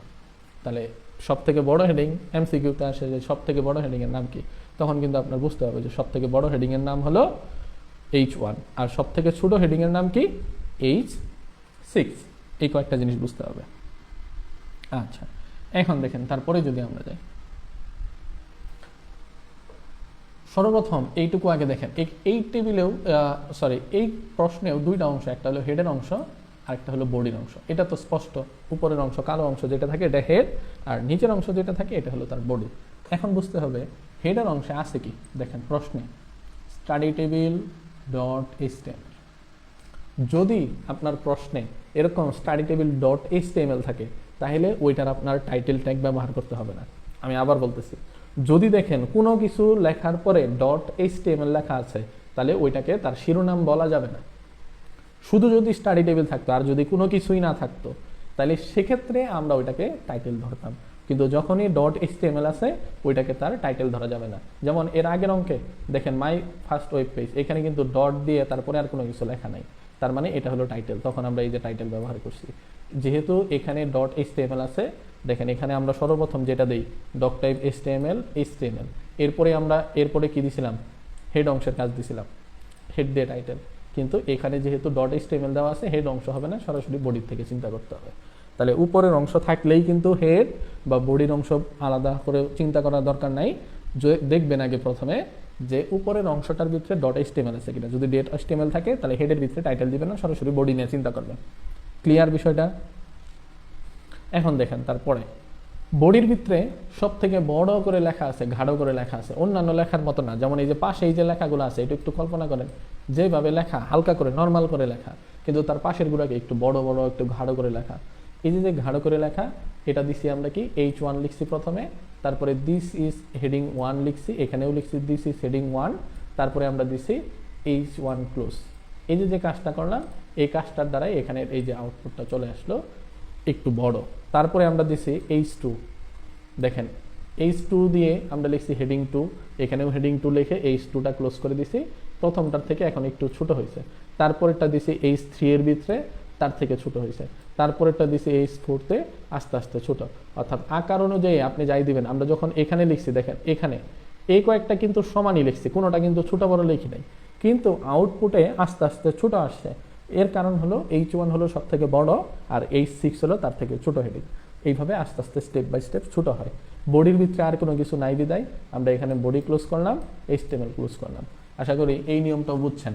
এখন প্রশ্নে অনেক সময় বলে দেয় কোনো কিছুর উপরে নাম থাকলে যে ওই নামটাকে টেবিল ব্যতীত, টেবিলটাকে আমরা বলবো ক্যাপশন, আর যত কিছু আছে তার উপরে তো হেডিং দিতেই হবে। এখন প্রশ্নে অনেক সময় বলে দেয় যে উপরের নামটা H1 তে দাও বা H2 তে হবে, বা উপরের শিরোনামটা বা হেডিংটা H3 তে হবে, এরকম যদি নির্দিষ্ট করে দেয় তাহলে সেই নির্দিষ্ট অনুযায়ী তো আমরা লিখব। আর যদি নির্দিষ্ট না করে দেয় তখন আমরা ইচ্ছা মতো ধরতে পারি, তখন আমরা বলি যে H2 অথবা H3 দিয়ে দিতে, মানে অত বড়ও না আবার ছোটও না। তো এখন দৃশ্যমতে দেখেন তো H2 বা H3টাই একটু ভালো লাগতেছে, অত ছোটও না অত বড়ও না, তো আপনারা H2 দিয়ে দিবেন বা H3 দিয়েও চাইলেও দিতে পারেন যদি উল্লেখ না থাকে হেডিং কত আকারের হবে। আর হেডিংয়ের আরেকটা বৈশিষ্ট্য হলো হেডিং সবসময় বাম পাশ থেকে শুরু হয়, পি ট্যাগ সবসময় বাম পাশ থেকে লেখা শুরু হয়, এটা কিন্তু মাঝখানে যায় না, কিন্তু ক্যাপশন দিলে ওটা আবার অটোমেটিক্যালি মাঝখানে কিন্তু চলে যায়। তাহলে হেডিংয়ের কয়টা বৈশিষ্ট্য আবার বুঝেন। হেডিং যদি উল্লেখ থাকে সব থেকে বড় হেডিংয়ের নাম হবে কি H1, আর সব থেকে ছোট হবে কি H6। আমি আবার সম্পূর্ণটাই বলতেছি শোনেন। হেডিং শুধুমাত্র টেবিলের উপরে ব্যতীত, টেবিলের উপরেও হেডিং ব্যবহার করা যায়, কিন্তু আমরা সাধারণত এটা ক্যাপশনই ব্যবহার করি। হেডিং কখন হবে সেটাও আমরা নেক্সট টাইম দেখাবো, টেবিলের উপরে হেডিং কিভাবে হয়। এর বাইরে যত প্রকারের উপরে যদি শিরোনাম দেওয়ার প্রয়োজন হয় সেটাকে আমরা দিব হলো হেডিং দিয়ে। হেডিং সাধারণত 6 প্রকারের হয়, যা H1 সব থেকে বড় হেডিং, H6 হলো আস্তে আস্তে আকার অনুযায়ী সব থেকে ছোট হেডিং। এরপরে প্রশ্নে যদি বলে দেয় H1 দাও, H2 তে লেখো, H3 তে লেখো, তাহলে তো দিলই, আমরা সেই অনুযায়ী এইভাবে লিখবো। আর যদি না বলে দেয় তাহলে আমরা H2 ধরে নিব। আর H1 বা 2 যেটাই দেন না কেন হেডিং দিলে ওই লেখাটা সবসময় বাম পাশ থেকে শুরু হয়। আপনারা যদি চান যে ওই লেখাটা মাঝখান থেকে লিখতে হবে তাহলে ওইখানে অ্যাট্রিবিউট লিখতে হবে অ্যালাইন সেন্টার, তো অ্যালাইন সেন্টারের ব্যবহার আমরা পরে দেখাবো। কিন্তু এখন মনে রাখেন হেডিং যে যদি কোনো কিছু না বলেন সব লেখা বাম পাশ থেকে হবে। এরপরে রুলস 3 ফন্ট ট্যাগ। ফন্ট ট্যাগের ব্যবহারটা দেখি, এইটুকু বলি আর কি। দেখেন ফন্ট ট্যাগটি HTML এর লেখা বা টেক্সটের রং, অর্থাৎ কোনো লেখা যে থাকে সেটার রং দিতে বা আকার ছোট বড় আকার দিতে বা ধরন, সেই লেখাটা কি বাংলা হবে না ইংরেজি হবে না একটু অন্য রকম ভাষার কোনো একটা হবে, সেইগুলো নির্ধারণ করতে ব্যবহার করা হয়। অর্থাৎ ফন্ট ট্যাগ দ্বারা কয়টা কাজ করা যায়, একটা হলো লেখার রং দেওয়া যাবে, লেখাটা কত বড় ছোট হবে সেটা নির্ধারণ করা যাবে, লেখার ধরন এটা বাংলাতে হবে না ইংরেজিতে হবে না আসলে কোন ধরনের হবে সেটা, যেমন এরিয়াল এই সেই অনেকগুলো ফন্ট আছে, আমরা সেটা দেখাবো নি। দেখেন তাইলে এই ফন্ট ট্যাগ দ্বারা 3টা কাজ করা হয়। তবে আধুনিক ওয়েব ডিজাইনে এই ট্যাগটি অচল, মানে এটা এখন আর ব্যবহার করা হয় না, কারণ ওয়েবসাইটের উপস্থাপনা বা সাজসজ্জার কাজটি CSS দিয়েই করাই ভালো। CSS ভাষা ব্যবহার করেই এই কাজটা করা হয় বিধায় এই ফন্ট ট্যাগ এখন আর ব্যবহার করা হয় না। তারপরেও আমরা দেখি এখানে আমরা উপরে কোডটা লিখছি, নিচে হলো তার আউটপুট। এখানে কিন্তু হেড অংশ এই অংশ নাই, বা HTML কোডের যেহেতু জায়গা কম আমরা অত কিছু ব্যবহার করি নাই। আপনারা কি করবেন, প্রথমে ডক টাইপ HTML, তারপরে HTML, তারপরে দিবেন বডি, বডির ভিতরে দিবেন হলো এই যে ফন্ট, ফন্ট হলো ট্যাগ, আর বাকি যা আছে কালার এগুলো হলো তার অ্যাট্রিবিউট ধরা চলে, বা ফন্ট ট্যাগের ভিতরে এগুলার সম্পূর্ণটাই ধরে নেওয়া যায়। তাহলে কালার দিলেন রেড, লেখাটা হবে লাল কালারের, সাইজ দিলেন হলো 5, এটা আকারে 1 দিলে একটু ছোট হইতো, 2 দিলে আরেকটু বড় হবে, 3 দিলে আরেকটু বড় হবে, 4 দিলে আরেকটু বড় হবে, এরকম আপনি দিচ্ছেন 5 আকারের। আর ফেস হবে এরিয়াল, মানে দেখতে হবে, এরিয়াল হলো একটা ফন্টের নাম, এটা বাংলা ইংরেজির মধ্যেই আলাদা একটা ডিজাইন আর কি। আচ্ছা কি লেখা হবে, তারপরে লিখলেন hello this is a text, এই লেখাটা হবে। তারপরে আপনি নির্ধারিত সময় শেষে যখন লেখাটা শেষ তখন আপনি ফন্টটা ক্লোজ করে দেবেন। তাহলে দেখেন এই যে আউটপুটটা কিন্তু এরকমই চলে আসলো আমাদের সামনে। আশা করি বুঝছেন। ফন্ট ট্যাগ দ্বারা 3টা কাজই করা হয়, একটা তার কালার দেওয়া যায়, আরেকটা তার সাইজ দেওয়া যায়, আরেকটা তার ফেস দেওয়া যায়। এরপরে আসে আমাদের সবচেয়ে গুরুত্বপূর্ণ বিষয়, সেটা হলো কি টেক্সট ফরম্যাটিং। এটা পরে আমরা ক্লাসটা শেষ করব। আগামী ক্লাস অর্থাৎ কালকে শুক্রবার আমরা ইনশাল্লাহ হয়তোবা যদি সুযোগ থাকে আমরা আর কি কালকেও ক্লাস নিব আর কি বাকিগুলো শেষ করার জন্য। HTML এর লেখা সুন্দর ও সহজে বোঝার জন্য বিশেষ কিছু ট্যাগ রয়েছে, যেগুলো টেক্সটকে ফরম্যাটিং ট্যাগ বলা হয়। মানে সহজে লেখাকে সুন্দর করা যাবে বা সহজে বোঝাও যাবে, সেই টেক্সটগুলোকে বলা হয় টেক্সট ফরম্যাটিং।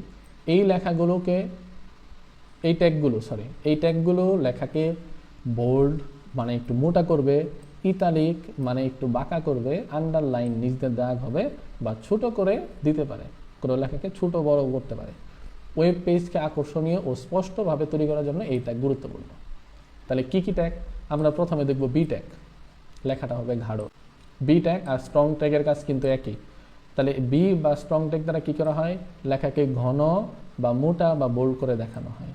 বি ট্যাগ প্রথমে বি লিখতে হবে, তারপরে ধরেন যে স্টাডি টেবিল, যে লেখাটা আপনি গাঢ় করতে চাচ্ছেন সেটা লিখতে হবে, তারপরে বি ক্লোজ করতে হবে। এই যে আমরা আউটপুটে দেখতেছি এখানে স্টাডি টেবিলটা লেখাটা অন্যান্য লেখার থেকে গাঢ় আছে, বা স্ট্রং ট্যাগ দিলেও ওই আউটপুট সেমই আসবে। আপনি চাইলে বি ট্যাগও দিবেন বা স্ট্রং ট্যাগ দেন, যেটাই দেন সেটাই হবে। তাইলে লেখাকে গাঢ় করার জন্য কোন ট্যাগ ব্যবহার করা হয়? B tag.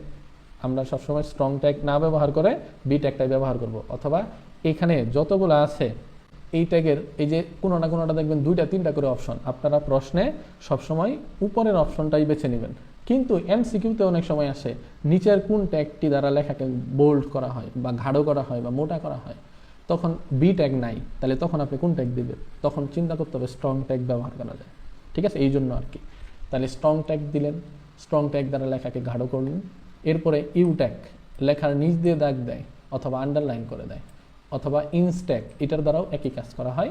এই যে আপনি দিলেন ইউ ট্যাগ, লেখাকে গাঢ় করলেন, লেখার নিচ দিয়ে দাগ দিলেন, বা ইন্স ট্যাগ দিলেও এই যে লেখাটা নিচ দিয়ে দাগ হয়ে যাবে এরকম। ঠিক আছে, এরপরে দিলেন আই ট্যাগ, লেখাকে বাঁকা করবে বা ইতালিক ফরম্যাটে দেখাবে। ইএম ট্যাগেরও কাজও একই। তাহলে আপনি আই ট্যাগ দেন অথবা ইএম ট্যাগের মাঝখানে ওই লেখাটা দেন, লেখাটা দেখেন হালকা একটু বাঁকা আছে। আচ্ছা, এরপরে আছে ডেল ট্যাগ, লেখাটা মাঝখান দিয়ে দাগ দেয়। এই যে লেখার মাঝখান দিয়ে দাগ দেয় বা কেটে দেয়। ধরেন আমরা কোনো একটা লেখা লিখলে যদি ভুল হয় তখন মাঝখান দিয়ে একটা দাগ দেয়, ওইটাকে কেটে দিই, যেরকম এই ডেল ট্যাগের কাজ একই। অথবা এস ট্যাগ, আপনি যদি চান ওই লেখাকে এস ট্যাগ ব্যবহার করবেন তাও হবে, অথবা আপনি যদি চান যে স্টিক ট্যাগ তাও হবে। তো আপনি যেটাই লিখেন না কেন, এই যে এখানে আমরা 3টা দিয়ে দেখাইছি, আউটপুট একই আসবে। তারপরে বিগ, লেখাকে যদি চান বড় আকারে দেখানোর জন্য, তাইলে এখানে বি ট্যাগ দ্বারা লেখাকে বড় আকারে দেখাইলেন, এই যে আউটপুট দেখেন এখানে কিন্তু বড় হয়ে গেছে, অন্যান্য লেখার থেকে এটা বড় হয়ে গেছে। এগুলা এই যে আমরা মাঝখানে যে লিখছি উদাহরণ, এগুলা কিন্তু হলো ট্যাগ, আর এটার ফলাফল হলো এটার এই যে ডান পাশেগুলা। স্মল, কোনো লেখাকে ডিফল্ট সাইজ থেকে যদি সামান্য ছোট লিখতে চান, মানে যেটা আছে আপনি লিখলে স্বাভাবিকভাবে যদি ফেসবুকের কোনো একটা স্টোরি দেন, তো আমরা যখন লিখি তখন তো লিখলামই, চাইলে ওই লেখাগুলোকে একটু জুমের মতো করে একটু বড়ও করতে পারি, আবার কিন্তু ছোটও করতে পারি। তো স্মল ট্যাগ দ্বারা লেখাকে ছোট আকারে প্রদর্শিত করা যায়। এই যে স্মল ট্যাগ দ্বারা লেখাকে ছোট আকারে প্রদর্শিত করা হলো। সুপ ট্যাগ, কোনো লেখা যদি উপরে পাঠানো হয়, লেখাকে উপরে নিয়ে যায়, এই হলো সুপারস্ক্রিপ্ট। সুপারস্ক্রিপ্টের শর্ট ফর্ম হলো সুপ ট্যাগ। তাহলে স্টাডি লেখে আমরা ব্যবহার করছি সুপ, তারপরে আমরা ব্যবহার করছি টেবিল, তারপরে আবার দিচ্ছি সুপ ক্লোজ, অর্থাৎ এই যে স্টাডির উপরে আছে টেবিল। তারপরে আছে সাবট্যাগ, লেখাকে নিচে নিয়ে যায় বা সাবস্ক্রিপ্ট করে। তাইলে স্টাডি দিলেন, তারপরে দিলেন হলো সাব, টেবিল লিখলেন, সাবট্যাগ ক্লোজ করলেন। তাহলে এর আউটপুট কি হবে? হ্যাঁ, প্রথমে স্টাডি যা লিখছিলেন তাই, সাব মানে এখন থেকে নিচে হবে। কি নিচে হবে? এই যে টেবিল। এই দেখেন আউটপুটে কিন্তু ওই লেখাটা নিচে চলে আসছে। কিউ ট্যাগ, কোনো লেখা যদি প্রশ্নে থাকে এরকম কোটেশন দেওয়া, এই যে ফলাফলের দিকে তাকান ডান পাশে, যদি লেখেন যে কোটেশন, তাইলে আপনি কিউ ট্যাগের মাঝখানে ওই লেখাটা দিবেন।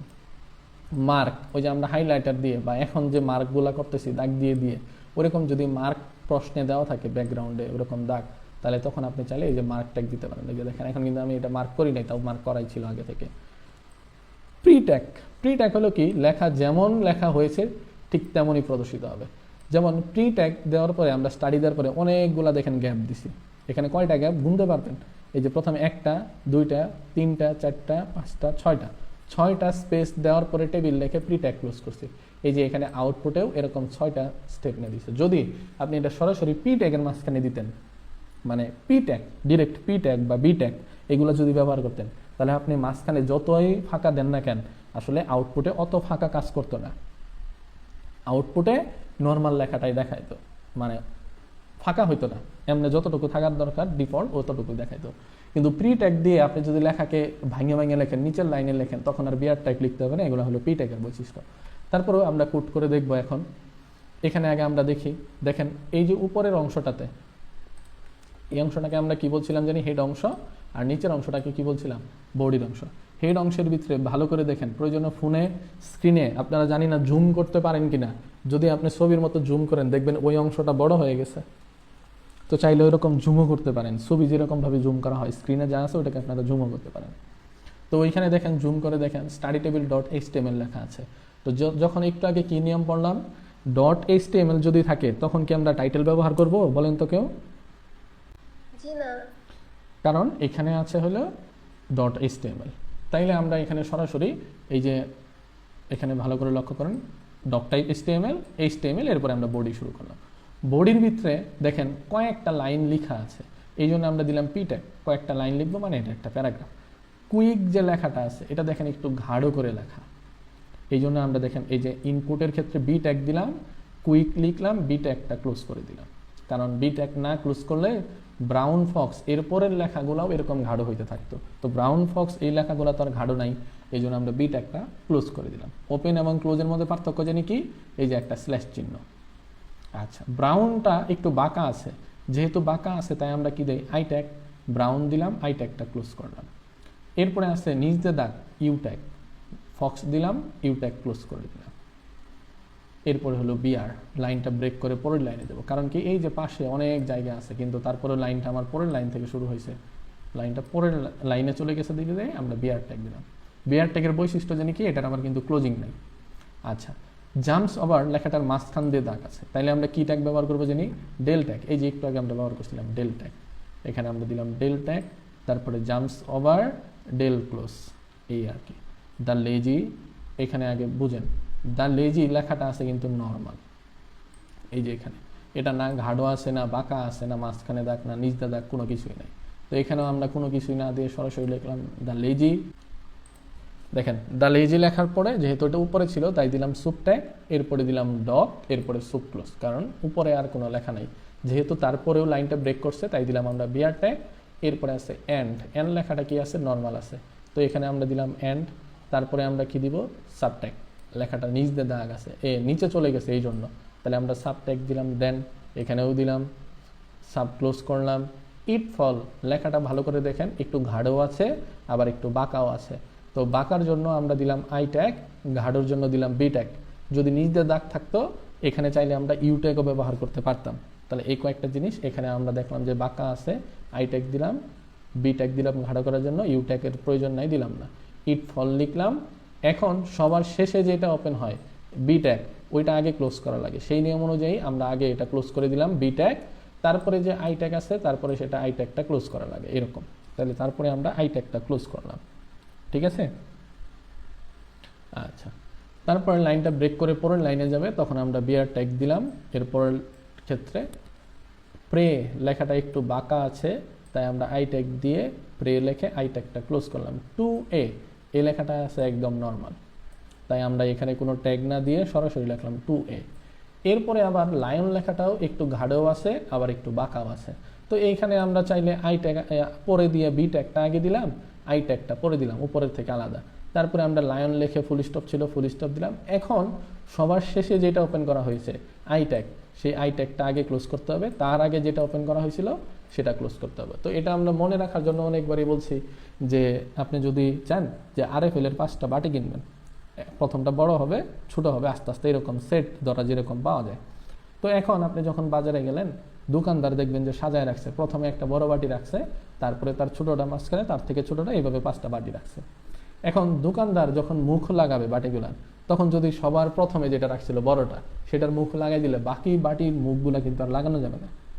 তাহলে তখন কি করবে, দোকানদার যেটা সব থেকে ছোট অর্থাৎ সবার শেষে যেটা রাখলো ওইটার মুখ কিন্তু আগে লাগাবে, অর্থাৎ সবার শেষে যেটা বসলো ওইটা আগে ক্লোজিং হলো, তার আগে যেটা বসছিল তারপরে সেটা ক্লোজিং, তার আগে যেটা আস্তে আস্তে এইভাবে কিন্তু ক্লোজিং হয়ে যায়। ঠিক একইভাবে HTML ট্যাগেরও বৈশিষ্ট্য এরকম যে সবার শেষে যেটা ওপেন করা হবে ওইটাকে সবার আগে ক্লোজ করা লাগবে, তার আগে যেটা ওপেন হয়েছিল এখন তারপরে। এই যে এখানে দেখেন উপরের লাইনে আই, এই যে ইট ফলের জায়গায় আই আগে দিছিলাম বি পরে, তাহলে এখানে ক্লোজিং কে আগে হয়েছে বি, তারপরে হয়েছে আই। এখানে লাইনের ক্ষেত্রে আমরা দিছি প্রথমে বি, এখানে আমরা প্রথমে দিছি বি, তারপরে দিছি হলো আই, তাহলে এখানে ক্লোজ হয়েছে প্রথমে আই, তার আগে হবে কি তাহলে বি। সেই নিয়ম অনুযায়ী লাইনটা ব্রেক করে পরের লাইনে যাবে, তখন হলো বিআর ট্যাগ। এরপরে আছে এ ট্যাগ। এ ট্যাগ আমরা এ যা আছে, সরি এ ট্যাগ না, এ ছিল, এখন আছে হলো এ, তাই আমরা দিলাম এটার কোনো না মোটা না ঘাড়ো না কোনো কিছু, এই দিলাম। এর উপরে আছে টু, যেহেতু এর উপরে আছে তাই সুপ ট্যাগ দিয়ে টু দিয়ে সুপটা ক্লোজ করলাম। প্লাস এইচ আছে, তাহলে প্লাস এইচ আমাদের নর্মাল ছিল সরাসরি দিলাম। তার নিচে আছে যেহেতু তাই আমরা সাব ট্যাগ দিলাম, টু দিলাম, সাব ট্যাগ ক্লোজ করলাম, ও দিলাম, তারপরে পি ক্লোজ করলাম। এখন দেখেন পুরো লাইনগুলা লেখা শেষ বিদায় আমরা পিটা ক্লোজ করে দিলাম। এখন দেখেন উপরে আমরা HTML এর পরে বডি ওপেন করছিলাম, এখন তাইলে বডিটা আগে ক্লোজ হলো তারপরে তার HTML, ওই সিরিয়াল ওইটাই, সবার শেষে যেটা আগে ওইটা আগে ক্লোজিং হবে, সবার শেষে যেটা ওপেন হয়েছিল সেটা আগে ক্লোজিং হবে, এটাই। তাহলে আমরা এই যে রুলস 4 পর্যন্ত যে পড়লাম এটাকে আপনারা বুঝছেন? জি স্যার। আমরা তাহলে এরপরে কালকেও ইনশাল্লাহ আমি বলে দিব নোটিশ, যদি সম্ভব হয় একটা নয়টার আগেই বলে দিব। কালকে রাত্রে বাকি কোড করাই দিয়ে, এখনও আমি সেট করে রাখছিলাম যে কোডগুলো করায় দিব, কিন্তু এখন আশা করি এটার আর প্রয়োজন নাই। এটার কি কোড করে দেখানোর প্রয়োজন আছে এখানে? আপনারা কি বলেন? এটা পারবো, এটা পারি। আচ্ছা ঠিক আছে, তাইলে এখন আর এটা না করাই আজকে এটা শেষ করি ক্লাস, কালকে ইনশাল্লাহ আবার জয়েন হবে। ঠিক আছে, আসসালামু আলাইকুম।